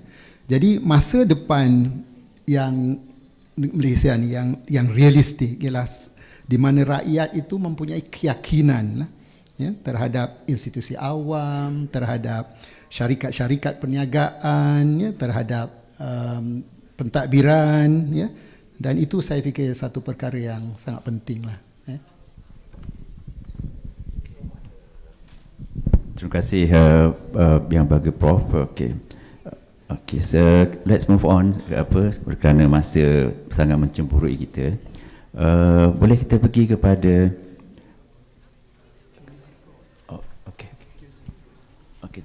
sebelum tu. Boleh kita setelah mendengar presentation dan juga bincangan ni, boleh minta Tuan Haji cadangkanlah apa agaknya yang short term yang boleh kita lakukan at the level individual and level institusi untuk mencapai possible future tadi tu. Boleh cadangkan yang short term ni. Short term ni pun dia tak ada short term, dia semua long term ni semua. Kita dah terlambat sebenarnya. Paling-paling pun mid term lah. Short term ni payah. Because kita bermula dengan pembentukan akhlak kita, anak-anak kita, pembetulan peribadi kita. So mana kita nak mula dulu? Dengan pendidikan, dengan bermula di rumah. Kan? Jadi memula dengan pendidikan di rumah itu melibatkan satu program yang bukan saja tak boleh meter, boleh take years tu ni develop. Dari segi kurikulumnya, dari segi amalan praktisnya, macam-macam lah. Jadi saya kata benda ni you have to go back to basic macam Nabi dulu. Nabi ambil 13 tahun untuk develop keyakinan, iman, kepatuhan ini kan. Kalau Nabi ambil 13 tahun, kita nak ambil berapa tahun agaknya? Tu Nabi 13 tahun tu. Kita nak ambil berapa tahun agaknya? Jadi dia tak ada short term. Cuma short term dari segi institusi yang kita boleh buat adalah dengan menubuhkan institusi tertentu atau memakai institusi yang ada sekarang di kerajaan, cuma diperbaiki dari segi macam saya kata tadi, kita tidak hanya melihat sesuatu institusi dengan amalan ataupun kurikulum apa juga yang dibuat, semata-mata habis di peringkat leadership quality, that's it. You buat leadership quality ni. Tidak ada praktikalnya, tak ada labnya untuk kita cuba, tidak ditanamkan, kita akhirnya bergantung pada Allah, bertanggungjawab pada Allah. Itu yang lacking. Jadi kalau kita boleh ambil program-program secara sekarang ini di Intan atau di mana-mana agensi kerajaan yang menjalankan training, menjalankan conferences and all that, jadikan sebatikan.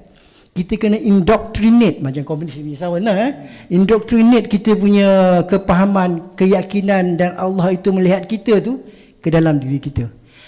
Dengan itu insya-Allah kita selamat. Kalau kita boleh 1 tahun kita boleh train 100 potential CEO akan datang, anak muda yang kita indoctrinatekan dengan kita asakkan dengan keimanan ke ini semua ini, dan dia pun orang yang pandai daripada Harvard, daripada Oxford, daripada Cambridge, macam-macam, kita tambahkan dengan ini, insya-Allah dia tak selamat. Cuma saya nak bagi contoh sikit gini je lah. Contoh mudah kita boleh tengok depan mata. Kenapa, pernah tanya tak kenapa Hizbullah ataupun pihak Hamas sanggup menggadaikan nyawa, bukan bunuh diri, dia panggil mengorbankan nyawa dia sendiri Kenapa disangkut korban nyawa sendiri? Kalau kita bagi bom pada diri kita, boleh tak kita korban diri kita? Kalau tanpa sebab. Boleh tak? The question is, apa sahaja saya sanggup? Pertama, keyakinan daripada kos yang dibuat, maknanya tujuan dibuat kenapa, dan yakin besok dia berjumpa Allah. Itu yang menguatkan kita pun kena buat macam itu. Kalau kita tak buat macam itu, you can, I bet lah, you pergi conference 100 kali pun macam itulah juga. Itu je lah, terima kasih. Tapi pun frustration juga ni, frust juga kan. Okay, terima kasih Tuan Haji. Pergi kepada apa Hajah, boleh tak boleh share apa yang boleh kita buat balik lah berdasarkan kepada pengalaman doktor, apa yang kita boleh buat balik still short term, yang mesti immediate yang kita boleh buat balik ni untuk memperkembangkan bidang yang baik ni, insyaAllah. Okey, saya nak sebutkan tentang ihsan ya. Ihsan ni kan ada dua dimensi yang saya faham lah. Dia ada anta abdallah ka annaka tarah wa inna fa illam yakun tarah fa innahu yarak. Itu hadis Rasulullah SAW. Itu maknanya kita buat eloklah kan. Kita tak buat yang salah sebab Allah tengok, Allah rekod semua. Pada dimensi yang lain dah surah Al-Mulk, allazi ahsana kulla syai'in khalaqahu wa bada'al khalqal insani min tin. Dia sentiasa menjadikan terbaik. So kita dari aspek kasihan belas satu, dari aspek penambahbaikan berterusan satu, ihsan tu ya. Saya harapkan ibu bapa semua terpaksa baliklah. Kita ibu bapa tak ada, mungkin anak-anak lah semua juga kan, berubahlah pemikiran dari tanya makanan kat rumah tu sedap ke tak, tanya berkhasiat ke tidak. Ubah. Soalan senang, simple saja soalan dia. Kerana apa? Saya sebenarnya mantang pensyarah awal kanak-kanak. Saya memang selalu pergi ke sekolah. Sebelum ini di sekolah hanya seorang saja yang ada speech delay satu kelas tu. Sekarang ni sampai 10 orang speech delay. Dan autism pun berlambak. Itu. Yang mental illness yang cuba bunuh diri punya banyak. Moringa di antara yang menjawab persoalan ini. Bahkan yang mabuk itu, mabuk arak segala macam tu pun Moringa dapat membantu menenangkan, mengurangkan keradangan itu. Jadi insya-Allah saya bukan nak jual produk saya. Tak nak beli produk saya tak apa. Tanamlah sendiri kan. Kat rumah boleh tanam. Ialah pokok yang senang hidup. Yang paling senang, dia mesra, senang hidup dan senang diuruskan. Okey, jadi silalah tanam. Kalau tak tahu nak tanam, tanya saya insya-Allah. Itulah ihsan saya ya. Terima kasih. Okey, terima kasih atas pandangan yang begitu baik. Saya percaya bahawa elemen yang disebut oleh Dr. Hajah tadi inline dengan apa yang Prof. Dr. Ahsan mention, kluster nombor 2 tu tentang halal dan thayyibat dan juga apa yang makanan tadi. Kerana kita tahu bahawa setiap every single cell of our body yang lebih daripada berapa trilion ni asalnya daripada makanan. Asalnya daripada makanan. Of course photosynthesis plus the mineral water daripada air, daripada tanah. So this is important of dan doktor sebut tentang asal usul kita daripada tanah tadi. So the important untuk menjaga tanah tadi itulah. So, saya pergi pada Prof. Sidin insya-Allah tentang apa agaknya yang boleh dibawa balik ni untuk kita ni daripada Unicell ni. Saya ingat untuk Madani. Ramai juga di sini yang daripada universiti researchers lah ya. Dan mungkin satu perkara sebab kita ada banyak research ya. Tapi dari segi individu, dari segi institusi, dari segi universiti contohnya kan. Jadi satu perkara yang mungkin penting ialah bagaimana kita nak menterjemahkan research itu kepada impact ya. Saya ingat itu satu perkara yang penting ya, sebab kita seperti yang saya katakan kan banyak research tetapi sejauh mana impactnya itu ya. Sebab saya nampak impact tadi di sini kan. Jadi Puan Maimunah membuat research tentang Moringa dan sebagainya. Saya fikir banyak sekali research dilakukan dengan pelbagai institusi, macam-macam kan, dan kita nampak impact di situ ya.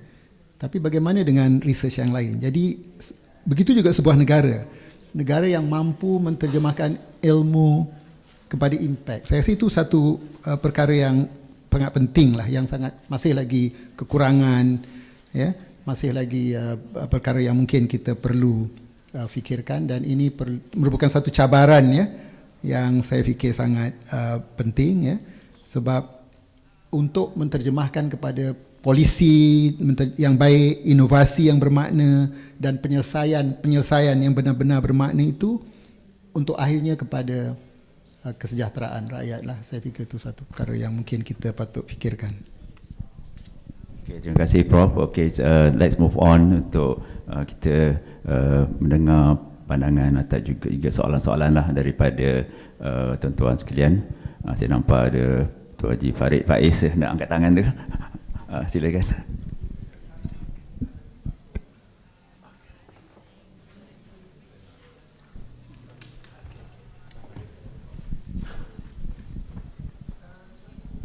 Terima kasih. Assalamualaikum warahmatullahi wabarakatuh. Saya dengar tadi terlintas masa Datuk Seri Anwar Ibrahim nulis buku Script for Better Malaysia ataupun kemudian bangun negara madani. Saya ingat satunya ialah kerangka dasar madani ataupun madani kita framework, ya, policy framework. Saya terfikir masa saya diminta menjelaskan kerangka itu, saya teringat selain daripada kita bicarakan soal apa itu visi madani, apa itu MADNI ataupun apa itu script ke-66 rukun ataupun nilai tersebut, kemudian kepada 8 imperative policies, iaitu dalam kerajaan, sampai kepada sasaran, sampai kepada perlunya kepada pemantauan ataupun monitoring, dan juga sampai kepada enabling institution. Satu perkara yang Dr. Zia bincang dan sebenarnya Datuk Seri ambil dalam buku beliau tu ialah soal post-normal.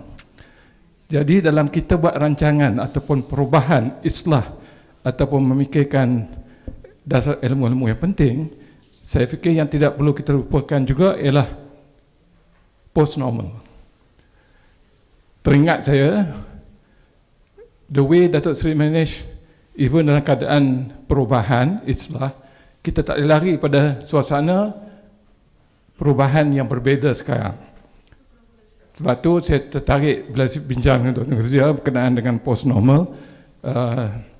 Kita panggil apa? The 3C, contradiction, complex, dan kita panggil apa? The third one tu, complex, contradiction, dan juga the other one apa? Tak boleh ingat lagi. Complex, second one ya contradiction, okay, saya lupa yang kedua, dan juga 4S iaitu benda perubahan sekarang, dia punya skill, scope, speed, dan juga dia punya simultaneity, semua berlaku serentak. Sebab tu walaupun kita still use strategic planning untuk buat changes, hakikatnya perubahan yang kita buat tu there can be disruption. Jadi sebab tu kita bincang mengenai, Zia bincang mengenai apa, black swan, black elephant, black jellyfish. Ada suasana di mana perubahan rancangan kita tak pergi seperti yang kita rancang. Saya ingat itu mungkin satu perkara yang perlu difikirkan dalam kita punya research, and I think that's the reality that PMX is also living. Tomorrow you can change the government. What do we do? Tomorrow what your plan can go differently. What do we do? So itu juga part and parcel of mengkaji mengenai madani. Saya fikir kita ingat itu. Sebab tu scenario planning, proactive planning, scenario apa, orang yang buat strategic planning dah agak ketinggalan sebab kita sedang menghadapi zaman yang perubahan yang lebih advance, perubahan yang tidak menentu, jadi menyebabkan perlunya juga saya ingat in our studies to also be, I think Prof Hassan dah masukkan soal future studies. Dalam future studies itu saya ingat kena juga ada pertumpuan yang agak serius juga, sebab banyak saya ingat apa termasuklah disruptive changes. Wallahu a'lam. Terima kasih. Okay, terima kasih Tuan Haji Farid. Boleh, can we have another question soalan dari atau pandangan? Puan bawah belakang.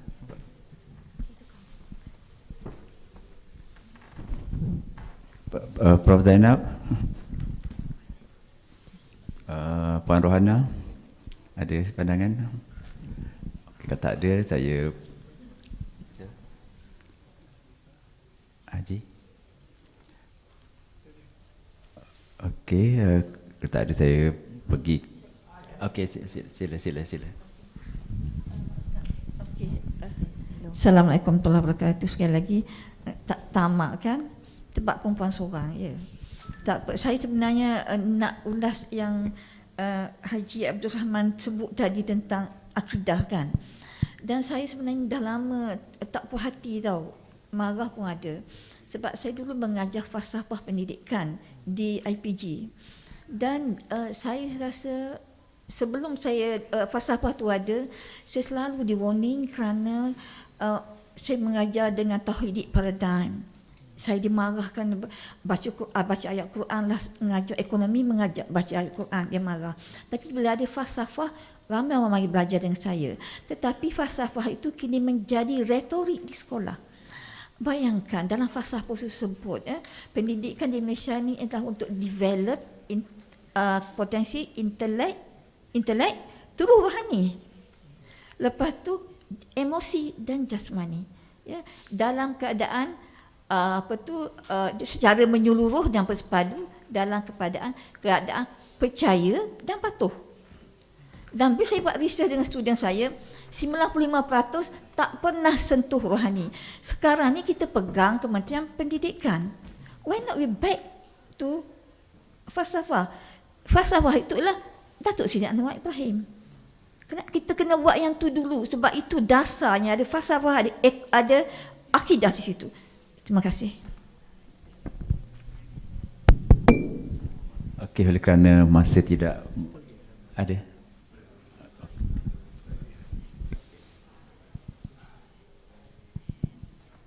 Baik.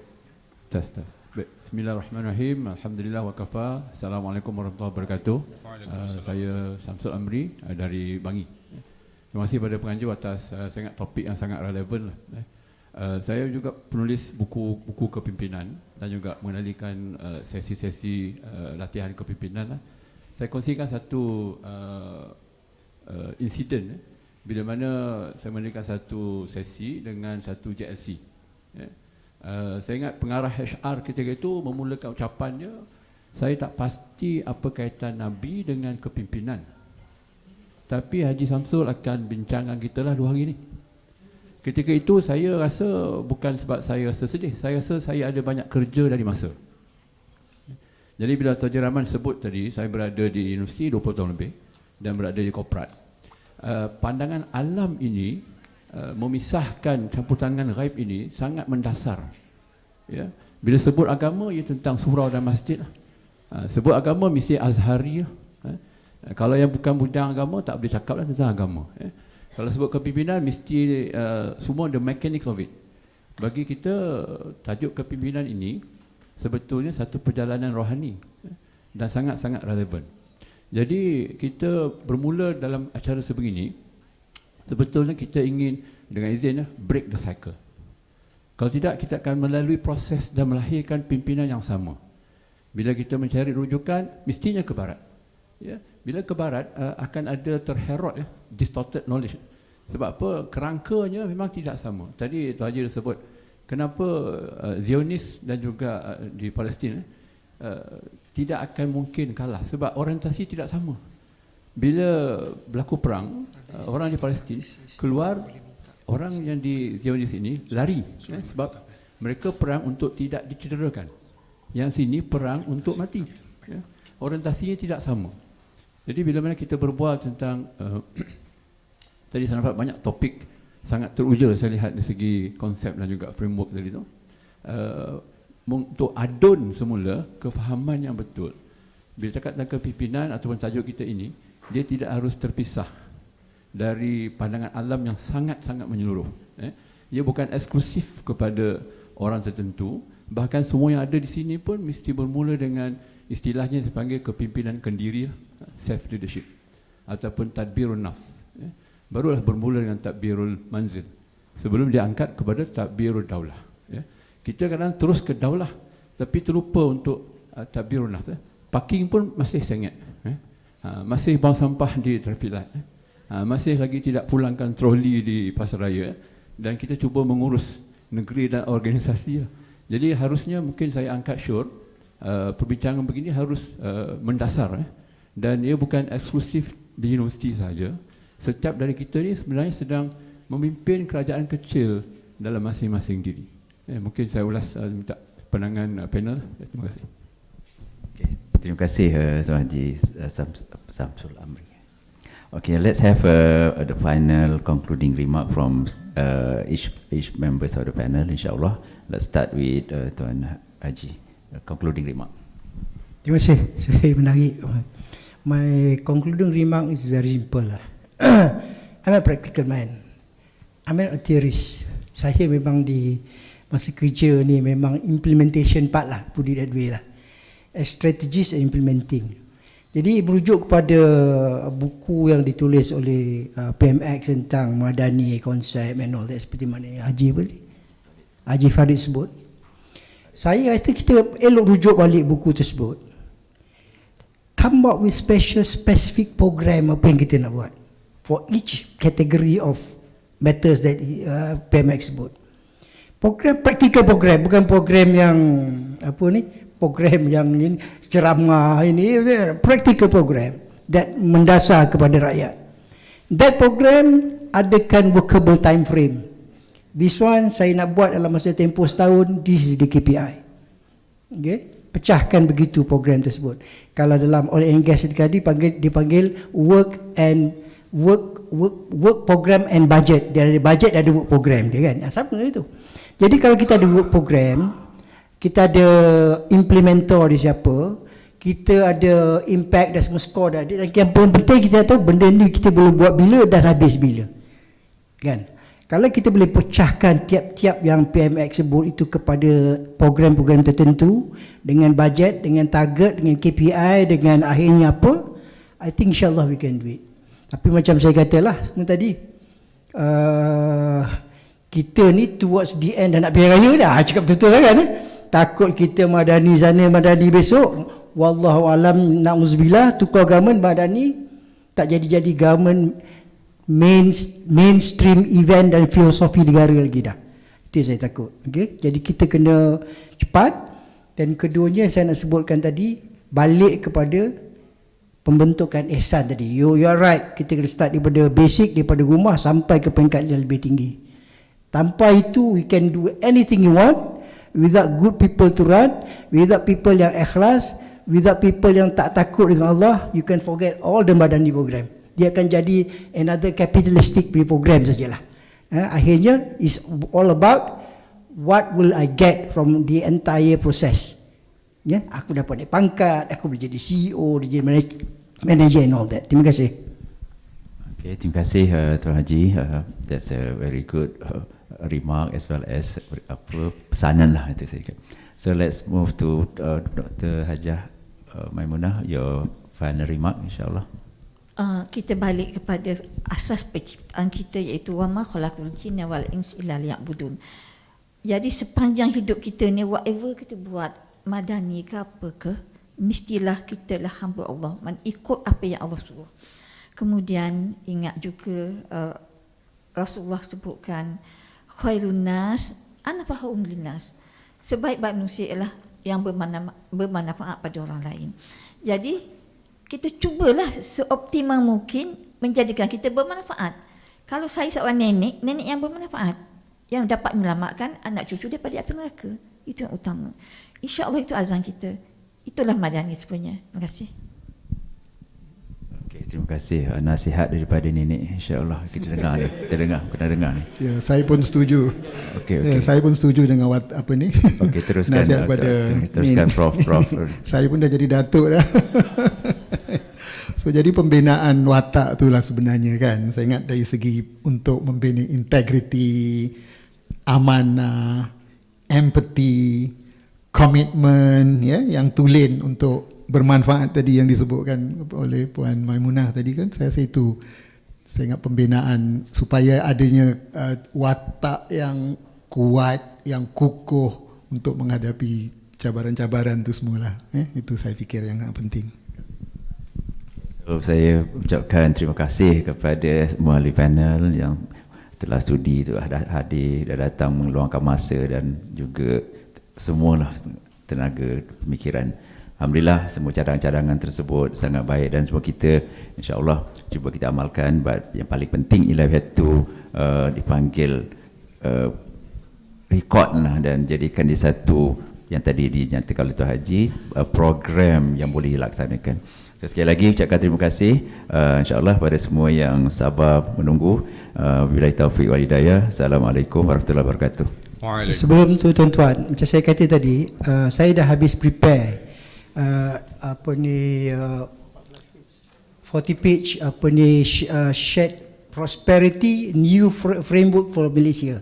I think nanti boleh minta kepada LCM ke apa, dan kalau boleh manfaatkan, kalau nak dibincangkan boleh dibincangkan. Kita ada practical solution.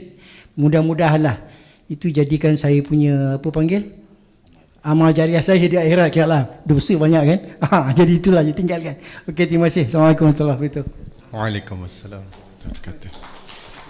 Give a round of applause to our distinguished speakers. Thank you all. Thank you to all our distinguished roundtable members for the enriching and thought-provoking session.